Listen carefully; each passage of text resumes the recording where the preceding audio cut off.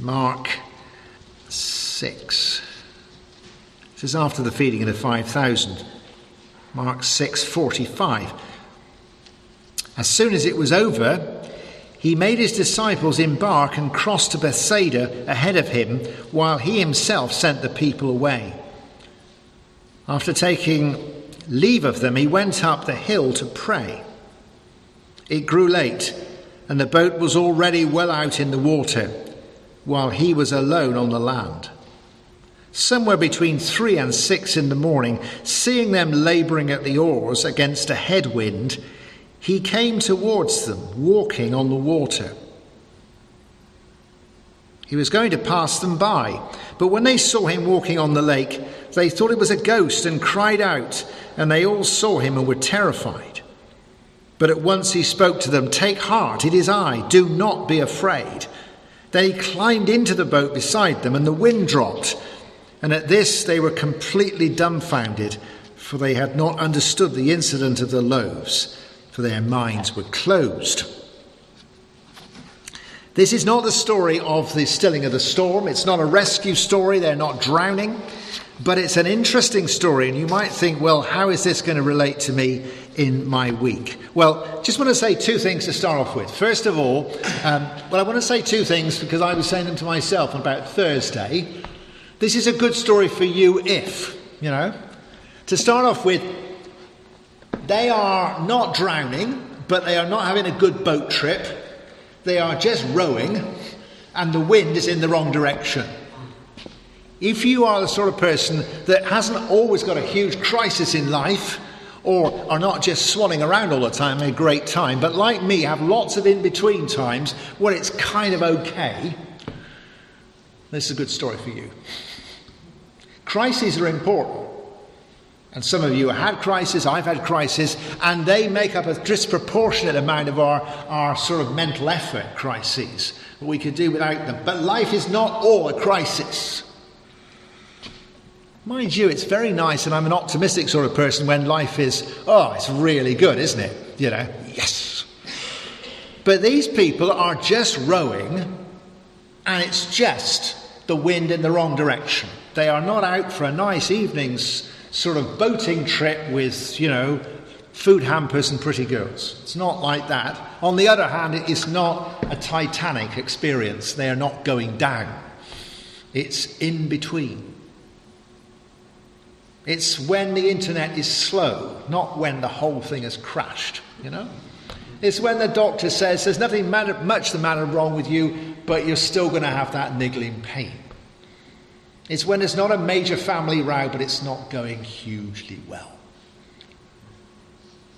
It's not when everything in the garden has been eaten by green fly, but it's not growing like it says on the packet. It's a large area of life, whereas it says life is not all that easy. Now, if you're like me and you get those kind of times, and I think we do, then it's a good story for you. Because it's not a catastrophic story. And as Christians as well, those of you who are Christians here, we have these times as much, if not more, than some other people. They wouldn't have been out on the lake unless Jesus had sent them out there. And sometimes as disciples we find we get more of this, rowing into the wind. You would think from some evangelical opinion that if you were doing Jesus' will, the sun is always shining and the wind is always behind you. But this is by no means the case. So if you feel sometimes, even today, you're rowing into the wind a bit, it's a good story for you. It's also a good story for you and for me if, like them, you feel in this situation that Jesus is not around. They know he is not around. He has been on the beach and launched them off into the sea. He's not asleep in the boat. He's not in the boat. He is not shadowing them in a divine speedboat, keeping an eye on them. He's not on the sea. He's not on the shore with breakfast waiting for them at the other end. He's not on the shore at all. He's up in the hills praying. They know he's not around.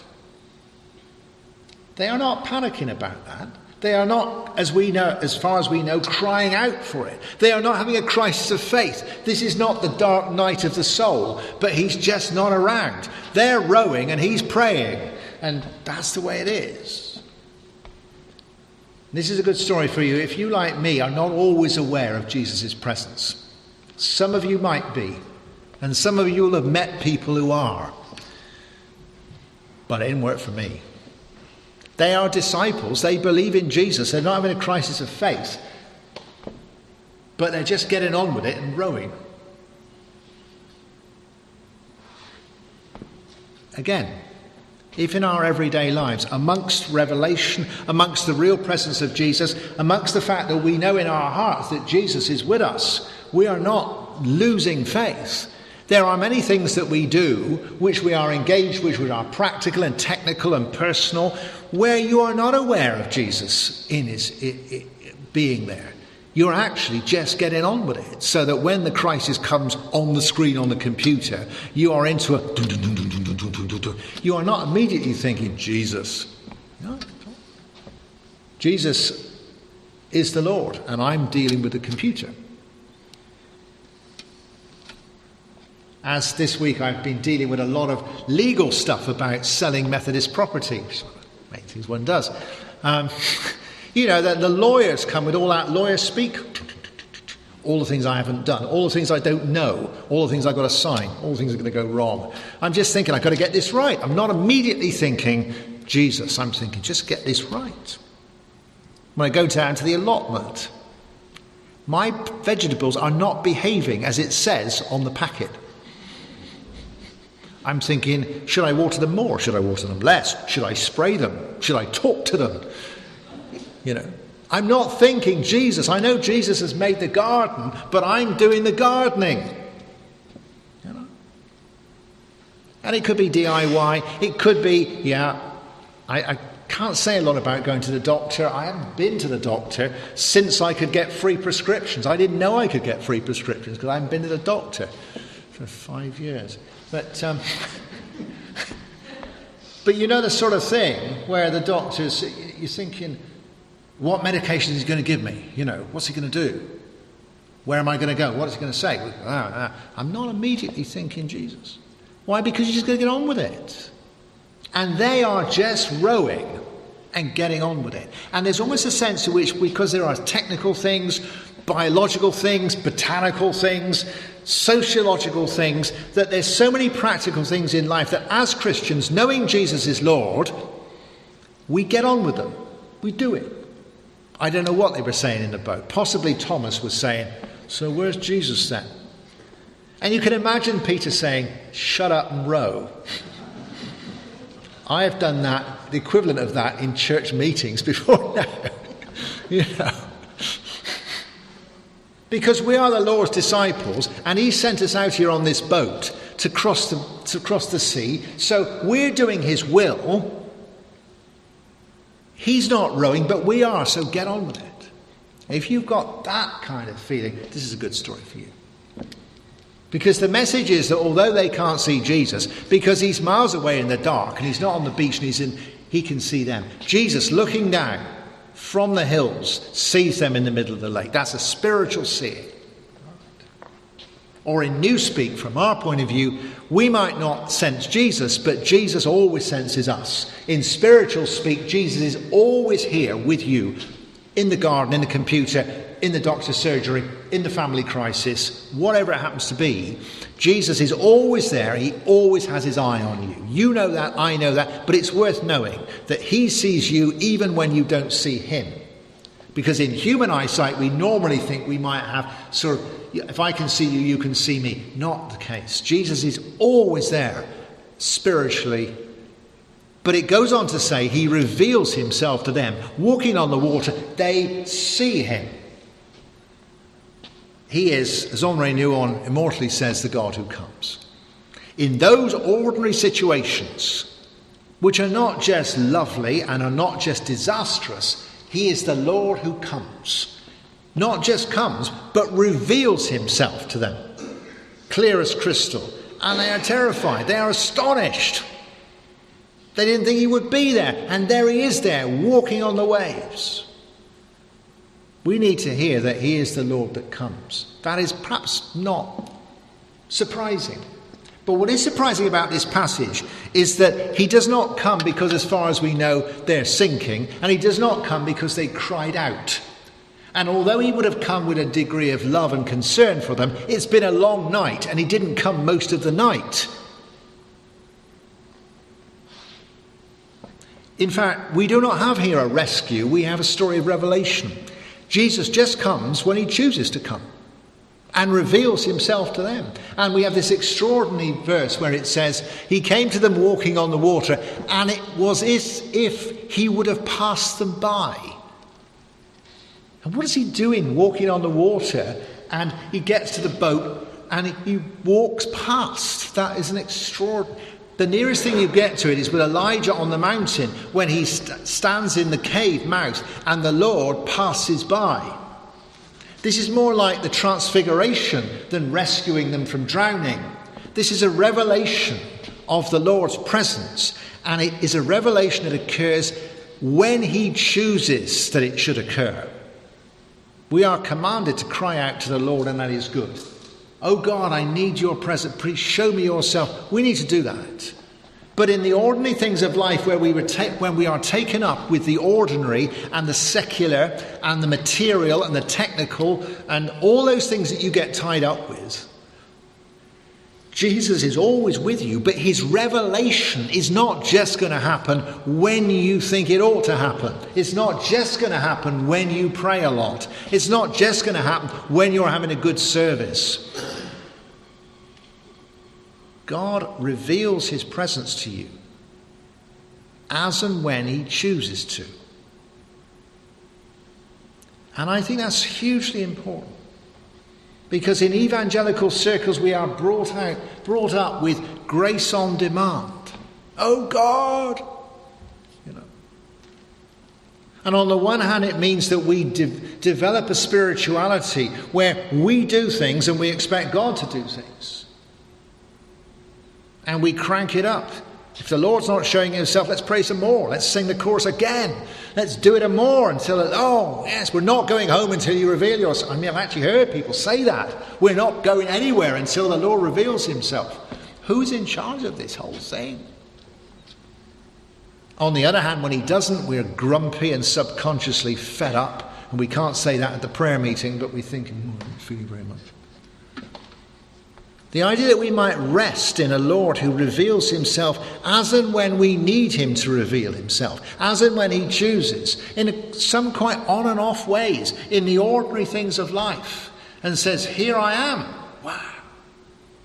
When he chooses to say it, not when I'm saying I demand it. I think it's a huge thing. And he doesn't just come and say, here I am. With this revelation that Jesus is here at the computer, in the garden, in the doctor's surgery, in the family row, with the lawyer, whatever it is, he's saying something else. And you can see this in the story. Not only am I here, I am master of the situation. Because if I wasn't master of the situation, I couldn't be here. He's not going to reveal himself to them unless he's arrived on the water. The fact that I'm here shows I am the master of the waves, not just that I'm here. In fact, I couldn't be otherwise. You remember after the resurrection where they are all in one place with the doors locked because they are afraid. Suddenly Jesus was with them. He wouldn't have been with them unless he could have walked through the wall.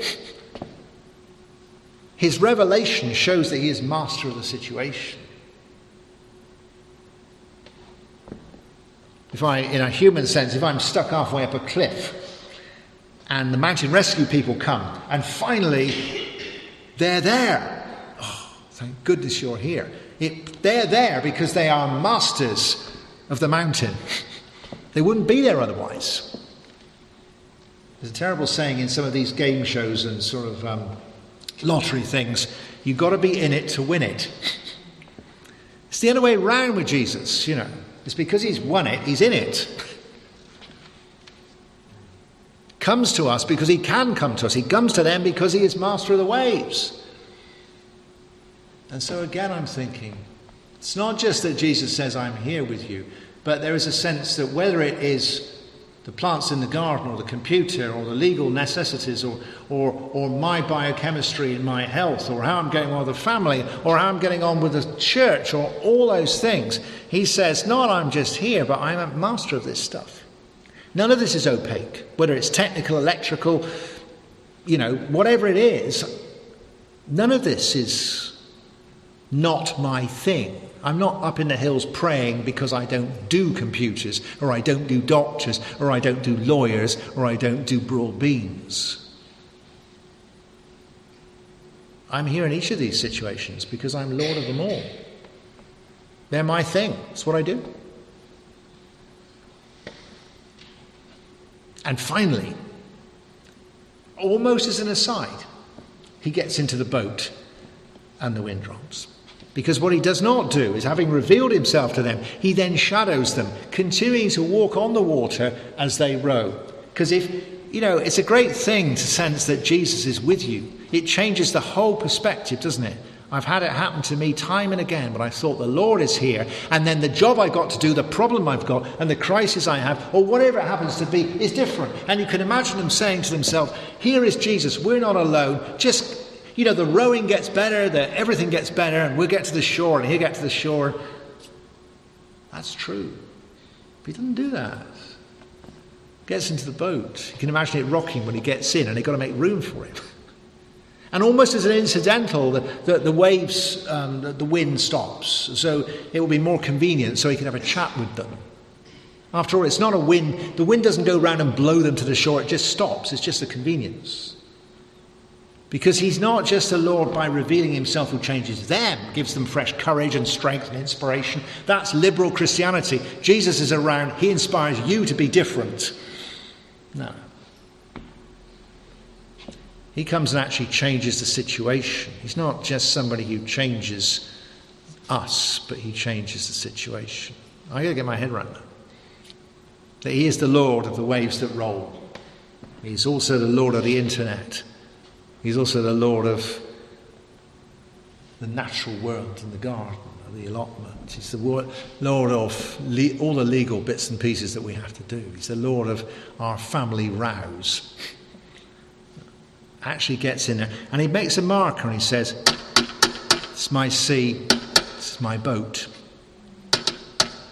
It's what I do. So this morning, we're not really talking about drama. We're talking about ordinary things where it's not all going fantastically well, and there are things, tensions, and that we are tired, and things seem to be not quite going our way. And we don't think that the Lord is there, and we're not complaining, because he is the Lord and I'm doing the rowing. You expect that. I'm not complaining. I'm not crying out to him.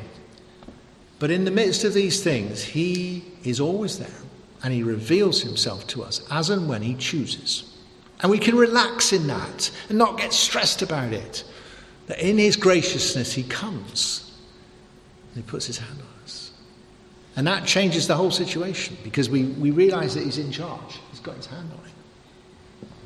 But not just by changing us, but by changing it himself. And he got in the boat. I love that business. I got that feeling of getting in the boat. He gets in the boat, and it sort of goes down at one side as he gets in. And then it moved to one side. Great thing. I'd like you to feel that he does that in your life this morning. I don't know if you can imagine this coming up to communion here, with the boat. I'd love to feel that you're here, Lord. I feel so much better about things. I'm inspired that you're here. Just get in the boat. Oh. Band's going to come and sing a little song about Jesus walking on the water. And you may or may not know it, but it's a really good little song. I learnt it when I was young. I want to see, when you feel this tremendous Bible passage speaking into your everyday life. Let's stand and sing this quietly as we come to communion, shall we?